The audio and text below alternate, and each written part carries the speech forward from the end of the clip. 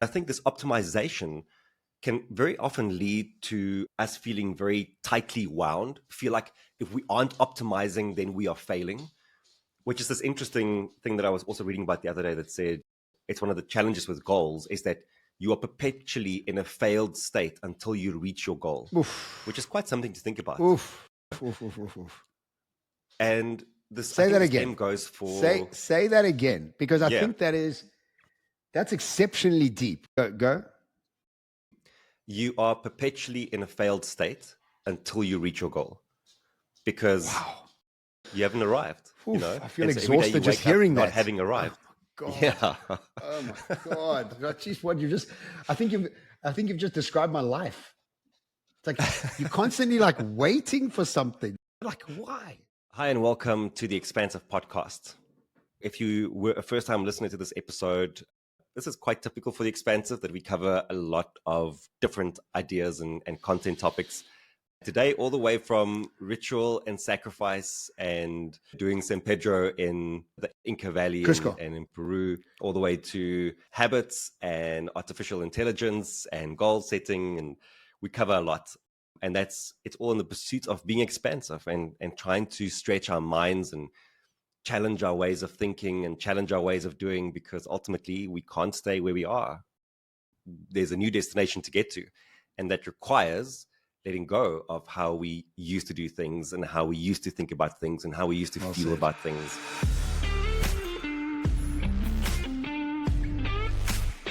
Did I ever tell you about the trip I did to Peru, and I did a San Pedro ceremony? And the San Pedro ceremony was really amazing. It was a daytime ceremony. It was in the mountains of Cusco. And I'm going to relate this back to us being in the desert this weekend, because I thought it was a really unique story and a good story. And I think it's something important for us to all take into consideration. So I did the ceremony in the mountains of Cusco with a lady called Leslie Myberg, and she's actually from Boksburg, and she was going through a divorce 30, 40 years ago, and she was going through a tough time, and a friend of hers came to her and said, I'm going on this trip to Peru. Do you want to come with? And she says, I didn't even know where Peru was, but I just needed to get away from my divorce to go and explore. She says the minute she got out of the plane in Cusco, which is the old capital, the capital of the Inca Empire. It's in the Inca Empire would take up 8 different countries in South America right now.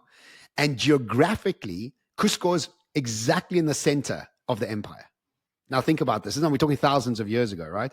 Now, when you go to Cusco, it honestly feels like you're walking through a movie set, because it's really ancient, thousands of years ancient. And just a few hours away is Machu Picchu.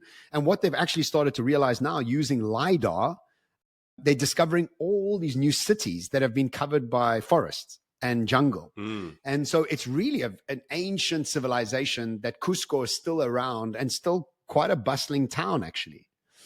Anyway, in the mountains of Cusco is Leslie Myberg, and Leslie Myberg has become a San Pedro shaman. Think about this, from Boksburg, very blonde poppy. From Boksburg. From Boksburg. And but she's very well established there. She's got hotels, guest houses, a mountain house. She runs San Pedro ceremonies. And the San Pedro that grows there grows in the sacred valley of the Incas. And so you imagine the energy of this plant, which is basking in the sun and the energy field of Peru. And Peru really is a country of magic. There's been such ritualistic magic that's been done there for thousands of years that it's very ritualistic, and in that process of ancient types of behaviors that they have. Anyway, so we go and do the San Pedro ceremony, and it was incredibly powerful. This medicine was, before I even drank the medicine, I was sobbing, like uncontrollably sobbing. How long ago was this? 2017. 2015, 2017, somewhere around 2016, somewhere around there. And 9 years ago now. And we drink the San Pedro, very powerful medicine. I slobbered and cried for 3-4 hours. It was a daytime ceremony. And by 3 o'clock, they give us some fruit. There's maybe 15 people there from around the world that come specifically for this mountain house retreat. And she says to us, Leslie says, look, I got a big surprise for you guys. We got some people from the Quechua tribe coming here. And we were like, what's the Quechua tribe? And the Quechua tribe, and I hope I'm not bastardizing the name, maybe I'm getting it wrong, but the Quechua tribe were a tribe that everybody thought had gone extinct. And they arrived back in Cusco 20 years ago, now 30 years ago, because this happened 9 years ago, 30 years ago. And they arrived into Cusco and they couldn't even speak the language because they had their own language, and everybody in Cusco speaks Spanish. Because when the Spanish invaded South America, they stopped them speaking their local language and forced them to speak Spanish. So now everybody speaks Spanish, right? So they come down the mountains and the people say, who are you? And they're like, no, we're from the Quechua people. They're like, no, the Quechua people are extinct. They're like, no, when the Spanish arrived here, we ran away to 6,000 meters in the Andes and have been living up there for 12 generations. For 600 years, we've been up there. And they arrived out of nowhere, bro. So these people are super uninfluenced by the world. If you can imagine, generations of living up in the mountains and survival, right? Anyway, she says, we got the Quechua people, 2 healers from the Quechua people coming to heal you guys this afternoon. We're like, wow. So these 2 guys arrive. I have no idea how old they were, maybe in their 30s or 40s, but their faces look like 12-year-olds. Just think about that innocence that they would have, like pure people. And they come with all their feathers and condor feathers and all the paraphernalia of these ancient tribes. Felt like I was in a Temple of Doom, an Indiana Jones movie. Anyway, they do all these healings on us, but look, we're still high because of the San Pedro. We've been crying. It's a very healing process, but we are still very much in the influence of the plant. And once they do the healings, they said, look, we got another surprise for you. We're going to take you to this temple. It's called the Temple of the Moon. And it's just up from the house. So we get there and it's actually an archaeology site, and they've closed it off to the public because it's such a unique and sacred space. But because they were the Quechua people, they knew the security guy. Anyway, we got it. Now, I want you to imagine this. This is a mountain, like almost a triangular mountain. And in the middle of the mountain, there's a big crack. And the crack is maybe big enough for 1.5 people to walk through. So it's a narrow path. So we go down this path, and as we go like halfway down this path, an opening on our right is there, and it's 2 caves connected to each other. And the first cave has got carved into the ground a crocodile with its mouth open, and its body tails all the way back to the first cave. And on the walls are 3 animals carved into the rock. We're talking rock here, bro. We're not like, this is carved into the rock. A jaguar, a snake, and a condor. Now, these are very symbolic to the Peruvian people. And the second cave was a sacrifice table carved into the rock, a very flat table, and a hole into the top of the mountain. And when the full moon would shine down onto the sacrifice table was the holiest time for them to sacrifice llama and animals. Now, what would happen is next to the sacrifice tables were gullyways because they needed the blood to be gullied out of the cave. And so within the cave and the whole construction of it was a way to get rid of all the blood while they were doing this. Now, this temple, this cave was, and this was all being explained to us by the Quechua people, right? They were standing there translating and we were trying to understand them. And they were like, this is for holy priests and royalty only. They would come in here and do sacrifices of animals in full moon. And apparently when the full moon would shine into that hole, the whole cave would become pink because of the blood and the light of the moon. Very powerful way to create intentionality and to create your future. So they give us a 10-minute tour. Now, remember, we're still a little bit high on this medicine. They give us the tour of the cave, and they say, look, it's nearly 5 o'clock now, so they're closing the archaeology site. You have 10 minutes. You can sit in here and meditate, just be in here. So I sit with my friend Sean, and Sean and I sit on the sacrifice table. Everybody else sits around the cave, and I'm sitting on the sacrifice table, and I get a voice in my head that says, do you want to transform? And I was like, what? I was confused. Who's speaking to me? Anyways, do you want to transform? And my response was, yes, I do want to transform. And I immediately, without even thinking about it, put my neck back. And in fact, that's exactly how they would sacrifice the animals, put their neck back and cut their necks. And as I did that, I started gargling, but quite a loud gargle. And I'm not like that. I'm quite respectful of quiet places. And Sean actually tapped me on me and said, hey, be quiet, bro. There's people here. I'm like, I don't even know what's happening. I'm like gargling here. And then what had happened in my head was like, here are 4 things that you can do to transform. And so obviously the voice in my head was asking me to die an old version of myself to develop a new version of myself, right? That was the sort of abstract idea of putting your neck back and gargling because you're cutting your neck. So I get 4 messages downloaded into my head. Sure. Bumps. Yeah. How to transform. The first one, it said, your reality is like a sculptor sculpting a statue. The sculptor that has to sculpt a statue has to continuously carve away at the rock to create the form of his statue. What you have to realize is that your reality requires you to carve it. And in your modern times, the way to carve your reality is to write it down as often as possible. Because in the way you write it down, what you start to do is you carve your reality out. 2, you have to say thank you to Mother Earth. You have to sacrifice something to Mother Earth, give something back to Mother Earth, some food, some coffee, some dried fruit, incense, all those natural things that come from Mother Earth, we must also sacrifice back to Mother Earth. Now, do you remember when you were in Bali? Have you been to Bali? Do you remember how outside every house, you have those sacrifice foods? Beautiful, so cool. Eh? Yeah. So beautiful. And we've lost that in our Western society. Yeah. 3. And it's a big thing. Like every single day. Food out, incense, burning certain candles. Yeah. And what you're doing is saying thank you to Mother Earth. What I loved about it was even in the city where in front of their shops, people would have these little offerings and things. They're little baskets. Really cool. It's a nice. Yeah, a little. What basket. A way to start your day. Oh, have gratitude and a bit of focus and so beautiful. No, it's beautiful. 3rd thing. So first thing is sculpt. 2nd thing is sacrifice something to Mother Earth to say thank you. 3rd thing is you must use fire to shift the energy of writing that paper into energy, like into thin air, into the energy form that creates your reality. So you must burn the piece of paper that you use. And the 4th thing you must do is always think you're incredible. And the 4th one made me, I was like, what? I must always think I'm incredible.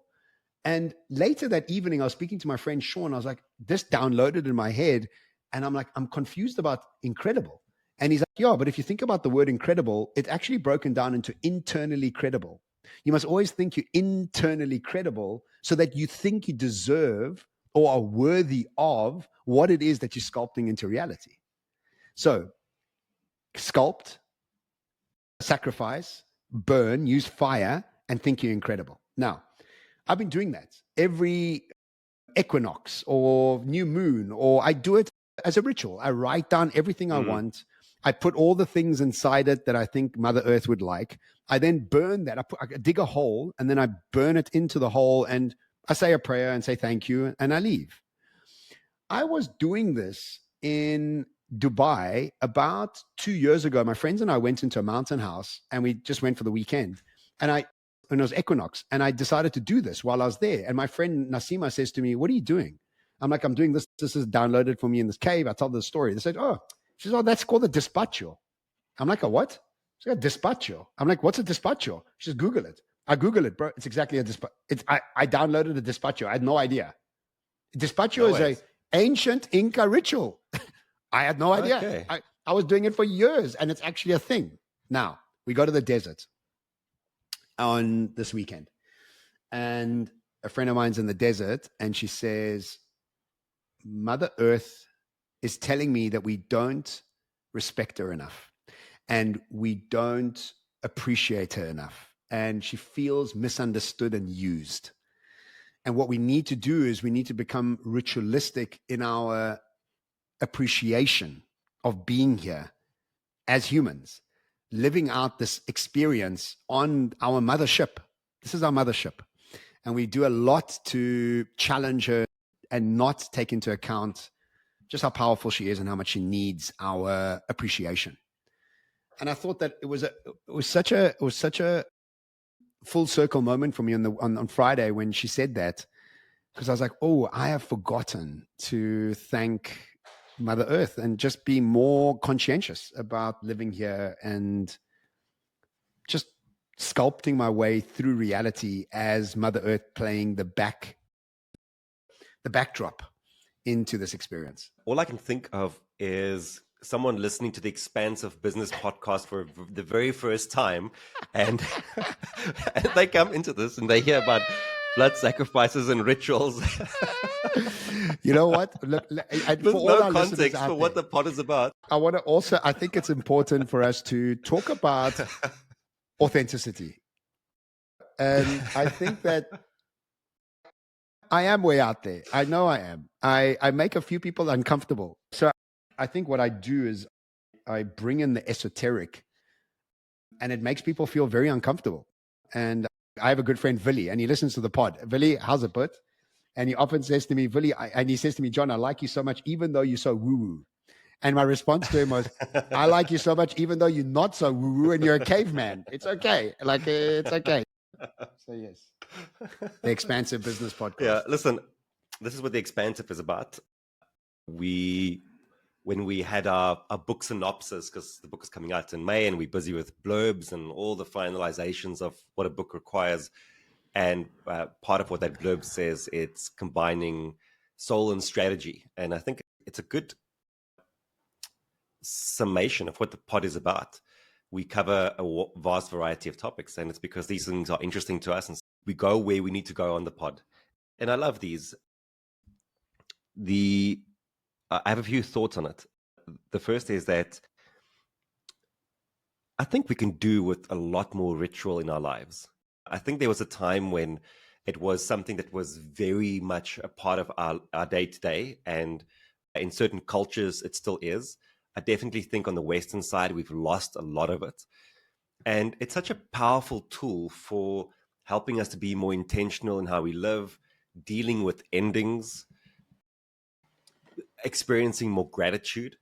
And yet I think we've replaced rituals with habits in some way, because we still have this need for, we need to do things consecutively. And there's a power in that consistency and in that repetition of the thing.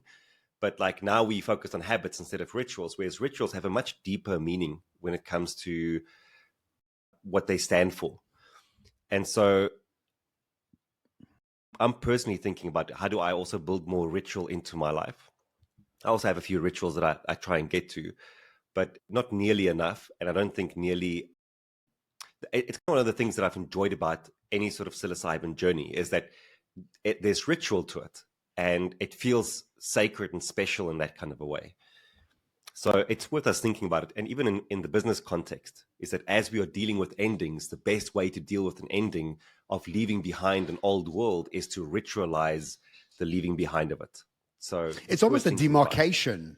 It's a demarcation of shifting. And I think what the equinox and these sort of ancient behaviors had was the ending of spring, the beginning of summer, the beginning of winter, the preparation of it. And I think what's happened is our rituals have become these habits of grabbing a coffee or going to gym, or it's almost like a maintenance of the status quo, not an intentionality of what it is that you want to create.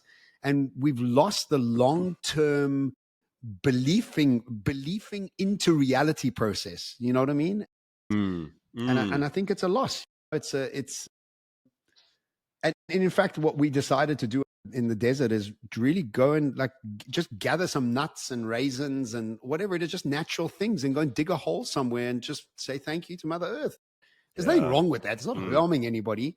And truthfully, I know we're a business podcast and both of us are very ambitious to make money, and a lot of our clients are corporates. What do you want? You want to live a more seamless, abundant life. Doesn't matter what context you're in. And if you are able to tap into ancient wisdoms to be able to bring some level of calmness, some level of respect into our world, I imagine that it would only help. And why would it not help? For sure. And so, I think agree. rituals are so important. It's actually funny because I had a little bit of a list, obviously, for things for us to talk about today. And one of the things on my list was the optimized life versus the unoptimized life. Tell me more. And I think it has a good tie into what we're speaking about now. I think we often have this tension when you look at most of the self-help stuff out there.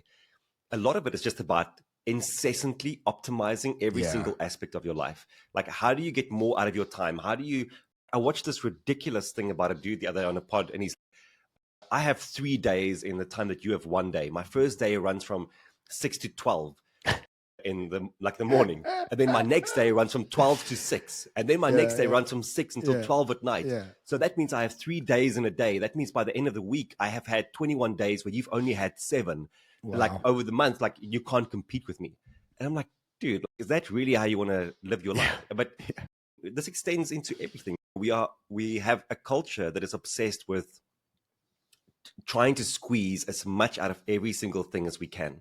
Yeah. And I think this optimization can very often lead to us feeling very tightly wound, feel like if we aren't optimizing, then we are failing, which is this interesting thing that I was also reading about the other day that said it's one of the challenges with goals is that you are perpetually in a failed state until you reach your goal, which is quite something to think about. And this, say that again. Goes for say that again, because I think that's exceptionally deep. Go. You are perpetually in a failed state until you reach your goal, because you haven't arrived. I feel exhausted just hearing that. Not having arrived. God. Yeah. Oh my God. Jeez, what you just, I think you've just described my life. It's like you're constantly like waiting for something. Like, why? Why am I keep on waiting for something?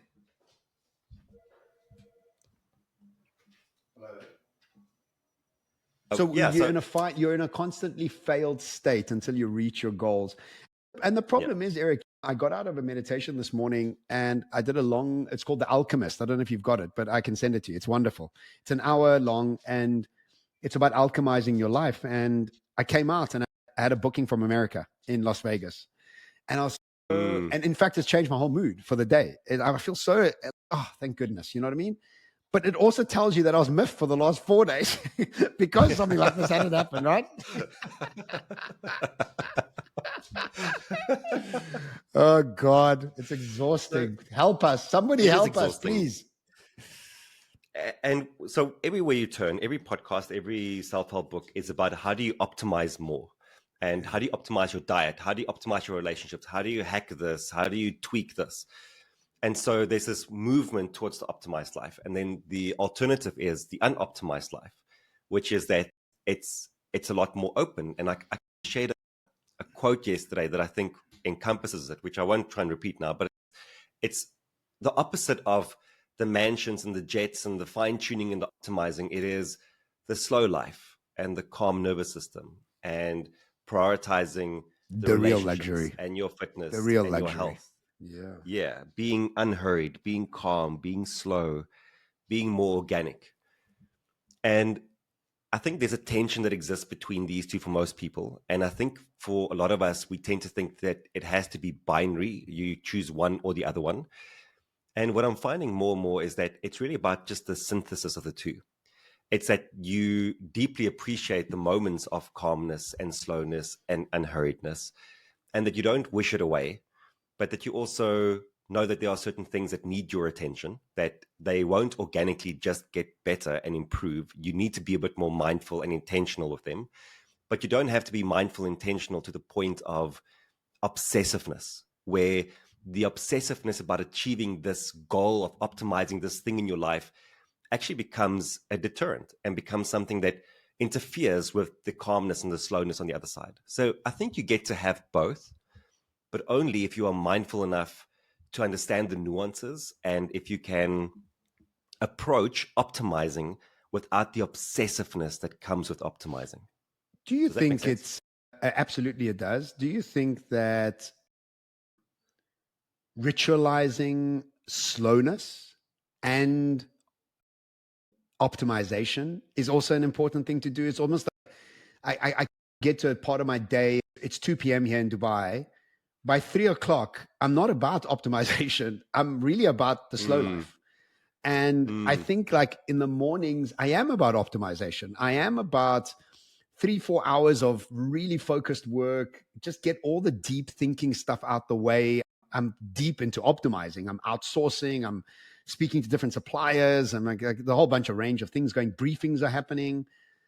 And then by 3 o'clock, it's okay. Phew, all right, now let's go into a slow life. Let's go into relaxing. It's almost like I went for a run this morning, and then this afternoon, I'm going to go for a walk. I'm not going to run again.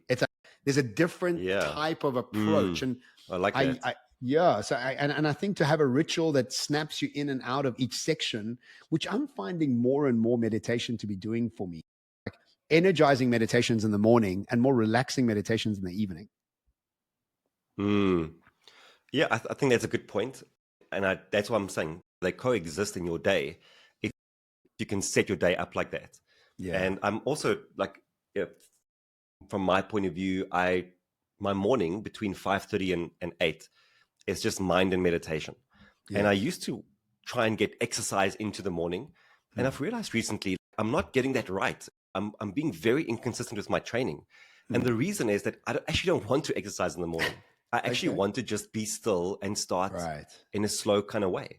Nice. And I want to do my meditation and I want to journal and I want to maybe listen to a bit of a book and spend some time with the pups. And then I want to make coffee and enjoy my coffee. And then by 8 o'clock, like I'm feel focused. I'm in a good space mentally. I get to go hard until 12. 12, I have my break with the pups for a walk. And that walk is the slowness, the unhurriedness, a bit of a reset.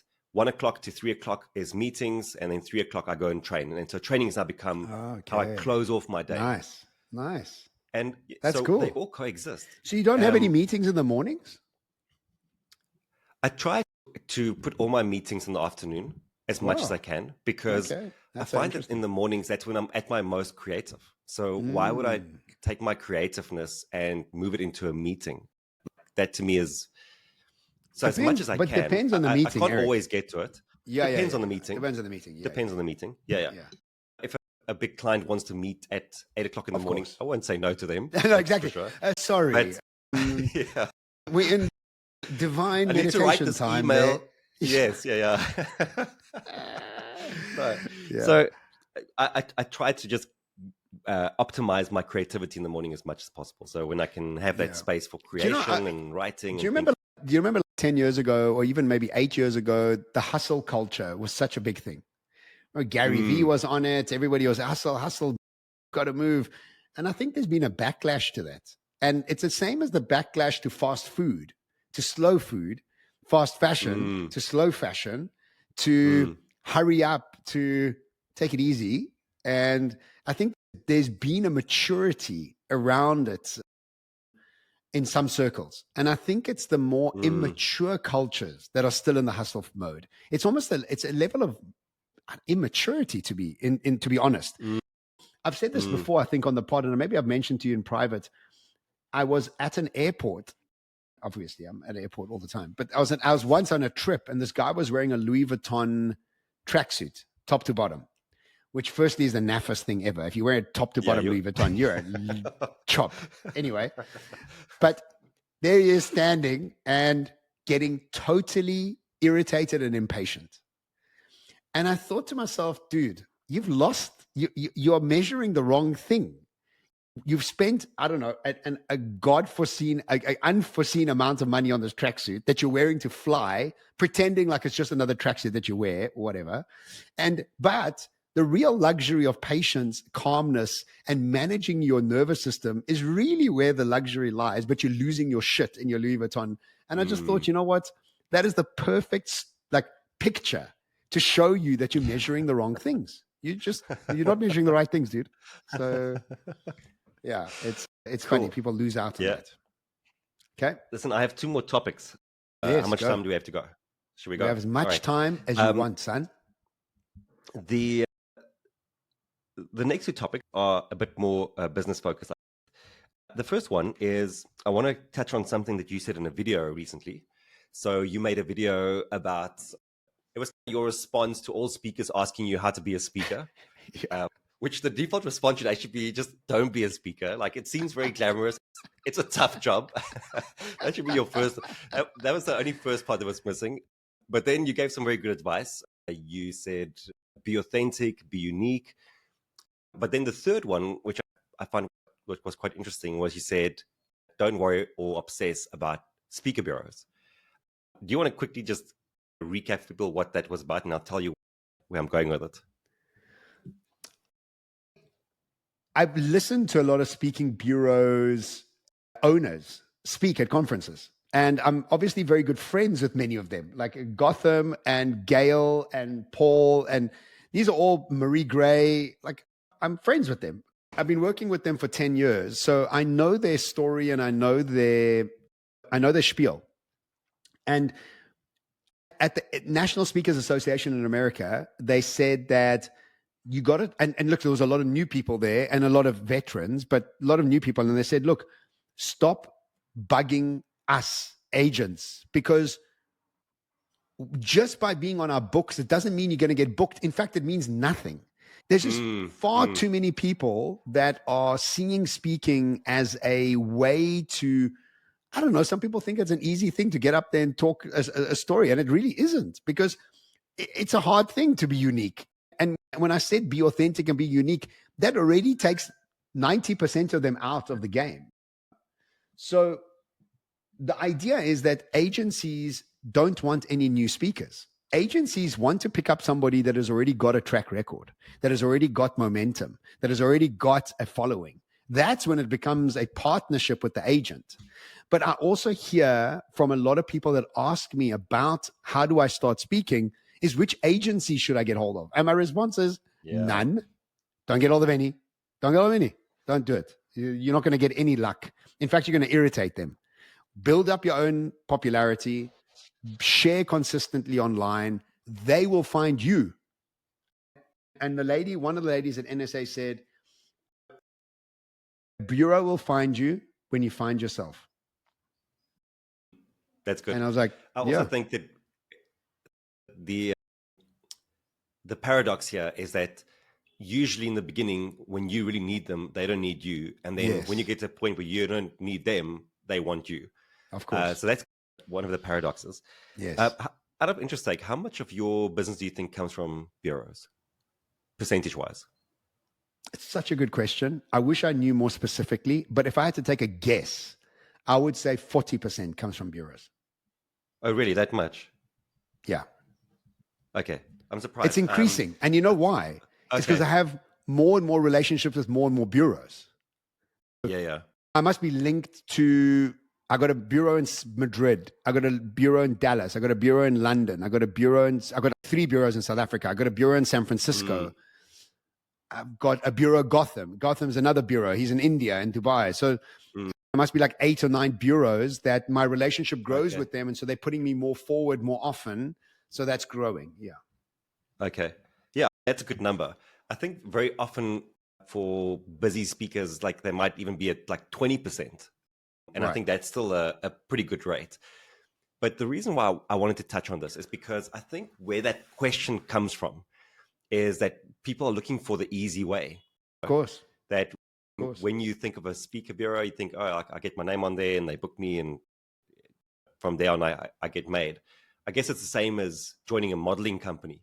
Like you become one of the faces on that wall, and ultimately they're always going to have some sort of power law that they work with, where they book, of course, 20% of their speakers 80% of the time.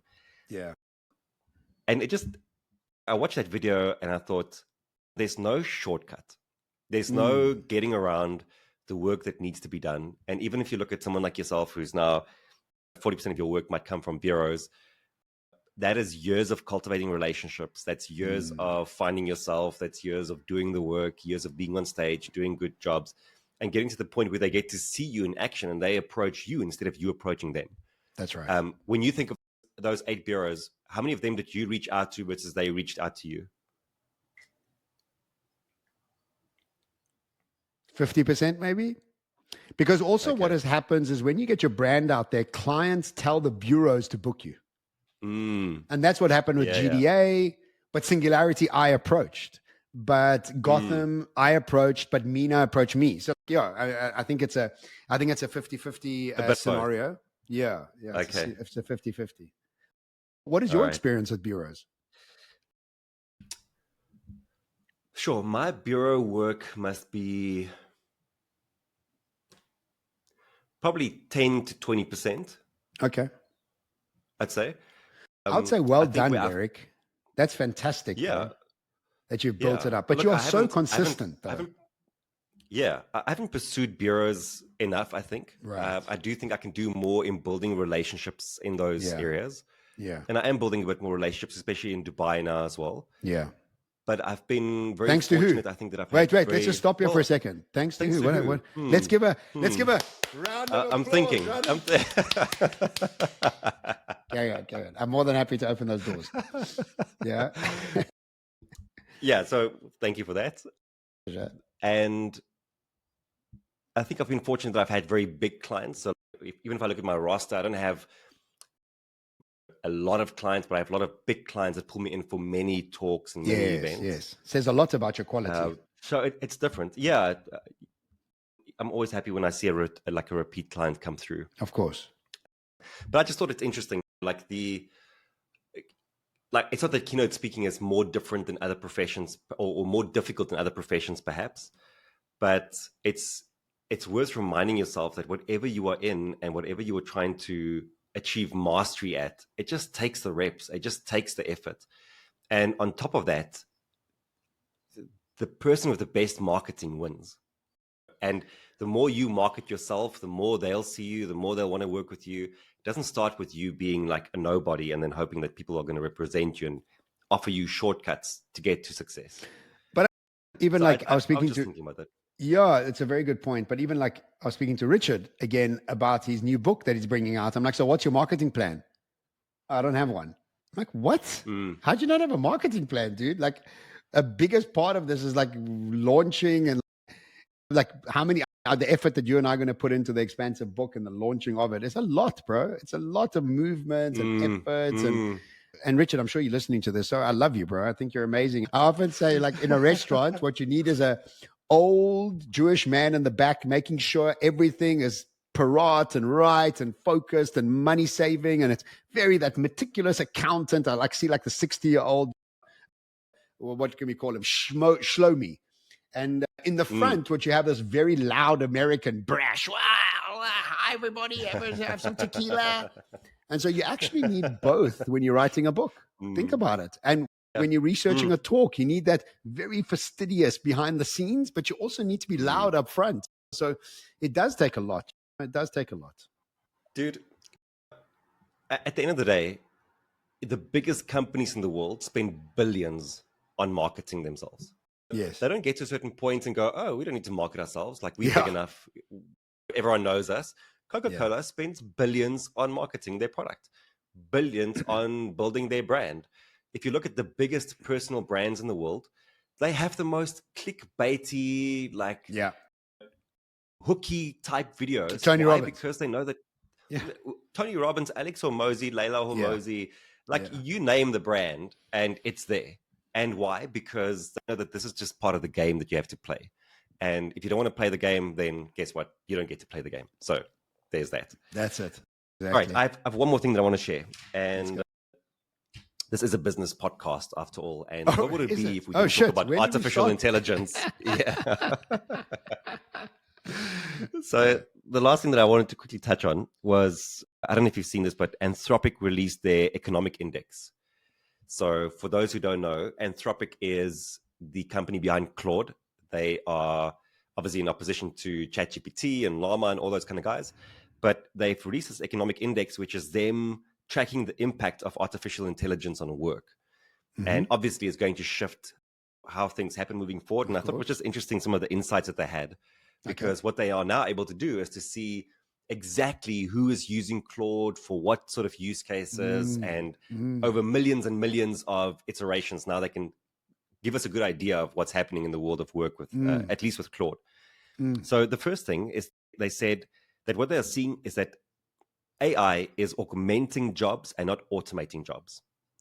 So this means that people aren't losing their jobs at the rate that we might have expected them to, because they're just purely automated. But more and more people are using AI to find ways to do what they do in a better kind of way and a more creative way. That's right. Half of all of that is coding and writing. Yes. So I think we would have also expected that. Coding, I have a friend who's very much into the coding space. Yaku. And he says what he sees, like from a coding point of view, asking tools to connect APIs and do whatever kind of back end like stuff. He can't believe how quickly it spits out that kind of code and how accurate it is and how it fixes things in seconds that would have taken a human literally days to do and work through. So, like he says, every day that he works with it, it blows his mind. And he says, like, when if you work with a tool where every day when you work with it, it blows your mind. Unbelievable. So half of all usage is coding and writing, but there's quite a selective adoption. So this was quite interesting. 36% of occupations use AI in 25% of their use cases. How many percent was the first one? So 36% of occupations. 36% uses 25%. Okay. Uses AI in 25% of the work that they do. So it's not as massively adopted as you might think. Yeah. I think in coding, so what was the two areas where it stands out is coding and content creation / marketing. So 37% of software engineers use it a lot. And then 10% of use cases is purely for ideas and writing and content generation. And I think this is like, it's fascinating to me.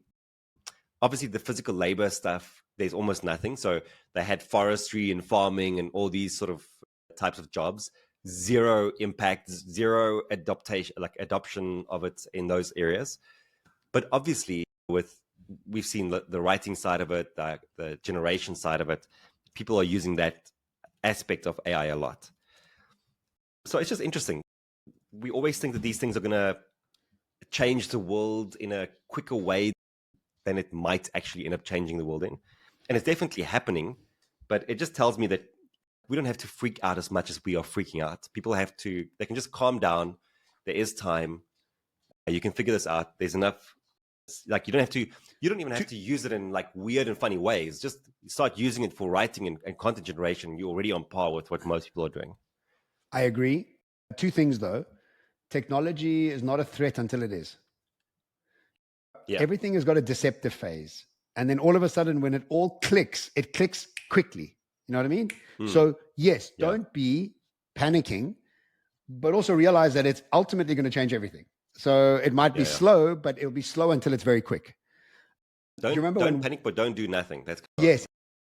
Exactly. Yeah, but also interesting that only 36% of the people are using it. It means that we are very much surrounded by the people that are using it. So in our world, 100% of people are using it, right? So it's very much our own band of people, because I don't know anybody in my world is not using it.